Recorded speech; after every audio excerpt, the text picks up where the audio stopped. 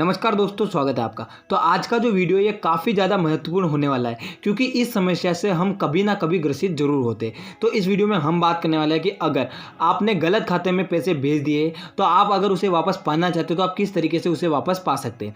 तो इस वीडियो में हम इस बारे में डिटेल में बात करेंगे। इससे पहले आपसे निवेदन है कि ऐसे और भी वीडियोज़ देखने के लिए आप हमारे चैनल GDS खबर को सब्सक्राइब कर लें और साथ ही बेल वाला आइकन को दबा करके ऑल वाला ऑप्शन सेलेक्ट कर लें ताकि आपको मेरे द्वारा बनाए गए वीडियोज़ की जो जानकारी है वो सबसे पहले मिले। तो डिजिटल लेनदेन के समय में डिजिटल वॉलेट या किसी अन्य साधन का उपयोग करते समय कभी कभी गलत खाते में रुपए चले जाते हैं। यदि आप ठीक जानकारी रखते हैं तो आपको ये रुपए वापस मिल सकते हैं।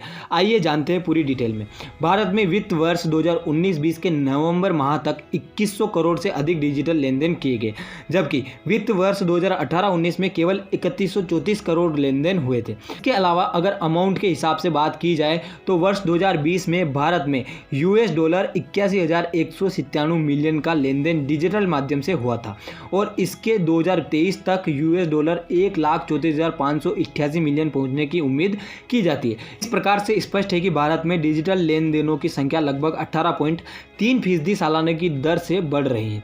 अब डिजिटल लेन देन की संख्या बढ़ रही है तो इस बात की संभावना भी अधिक है कि इन डिजिटल लेन देन से ऐसा भी हो सकता है कि आप गलत आदमी को रुपए भेज दें, क्योंकि अगर एक डिजिट में थोड़ा सा इधर से उधर उलटफेर हो जाए तो सारा का सारा आपका जो पैसा है वो किसी और के खाते में जा सकता है। इस लेख में हम ऐसी ही एक समस्या के समाधान की चर्चा कर रहे हैं जिसमें यह बताया गया है कि यदि आप किसी गलत अकाउंट में रुपए भेज देते हैं तो फिर उनको वापस कैसे पाएं। आज के समय में हम digital wallet, Bhim app, UPI, Google पे और अन्य सेवाओं के माध्यम से आसानी से रुपयों का लेन देन कर रहे हैं, लेकिन गलत अकाउंट में रुपए जाने का मामला NFT, RTGS के केस में नहीं आता है, क्योंकि इन दोनों माध्यमों से पैसा भेजने के लिए पहले उस व्यक्ति का अकाउंट अपने इंटरनेट बैंकिंग के अकाउंट में जोड़ना पड़ता है।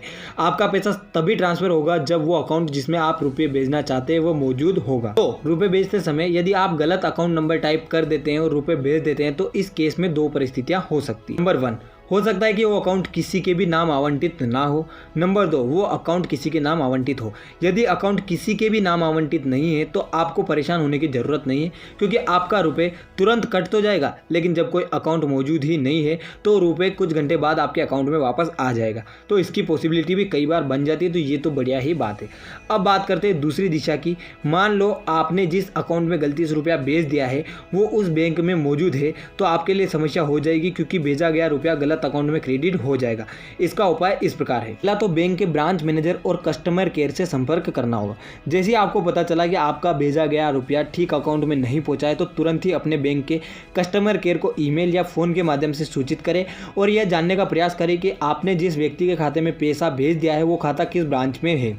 यदि आपने पैसा किसी और बैंक या शाखा में अनजान व्यक्ति के बैंक अकाउंट में भेज दिया है तो फिर सिर्फ वही बैंक इस समस्या को सुलझा सकते हैं। यदि संभव हो तो तुरंत ही अपनी बैंक के मैनेजर से व्यक्तिगत तौर पर मिले, पूरी डिटेल उन्हें बताएं कि मैनेजर अपने स्तर से कार्रवाई करके आपका पैसा वापस मांगने के लिए उस बैंक से संपर्क करेंगे जिसमें आपने पैसा गलती से भेज दिया है। इस केस में आपको अपने बैंक को रुपया भेजने का समय, दिन, तारीख, अपना अकाउंट नंबर और रुपए लेने वाले का अकाउंट नंबर बताना चाहिए। यदि रुपए सफलतापूर्वक बेनिफिशियरी के अकाउंट में चले गए हो तो उसका स्क्रीनशॉट और लेन देन रेफरेंस नंबर भी साथ ले जाए।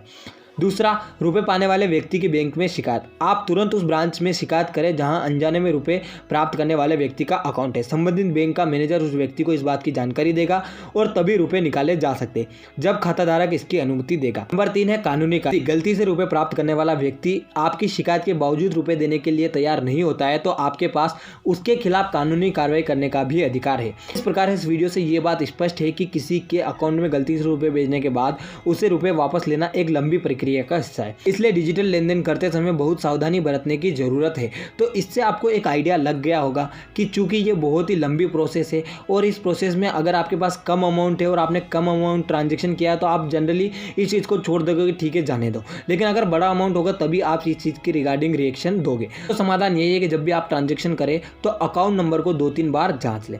तो आपको ये वीडियो कैसी लगी कमेंट बॉक्स में जरूर बताइएगा और ऐसे और भी वीडियोस देखने के लिए आप हमारे चैनल GDS खबर को सब्सक्राइब कर लीजिएगा। मिलेंगे आपसे नए वीडियो में नई जानकारी के साथ, तब तक के लिए जय हिंद, जय भारत।